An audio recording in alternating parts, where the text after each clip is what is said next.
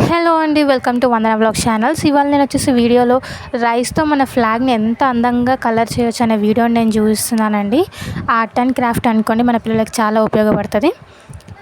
ఈ వీడియోని అయితే చూసి లైక్, షేర్ అండ్ కమెంట్ చేయండి. కమెంట్ సెక్షన్లో నాకు ఈ ఫ్లాగ్ ఎంత బాగుందో చెప్పండి. హాయ్ ఫ్రెండ్స్, ఎలా ఉన్నారు? అందరూ బాగున్నారని అనుకుంటున్నా. నేను మీ వందన బ్లాగ్స్ అండి. Welcome to Vandana blog channels. ఇవాళ అందరికీ తెలిసిందే ఇండిపెండెన్స్ డే అండి. స్కూల్లో ఎలాగో మనకి పిల్లలకి యాక్టివిటీస్ అనేది ఇస్తుంటారు. సో ఈజీగా సింపుల్గా యాక్టివిటీస్ ఎలా చేయాలో నేను ఈరోజు వీడియోలో అయితే చూపిస్తున్నానండి. క్యాజువల్గానే మనం పెన్సిల్తో ఫ్లాగ్ అయితే డ్రా చేసేసుకోవాలి. యాజ్ యూజువల్గా మీకు ఎలా డ్రా చేయాలనిపిస్తే అలా. ఇది వచ్చేసి డ్రా చేసిన తర్వాత నార్మల్గా మనం ఫ్లాగ్ కలర్స్ వేస్తాం కదా, కలర్స్తో కాకుండా నేను వచ్చేసి రైస్ని కలర్స్లో డిప్ చేశానండి.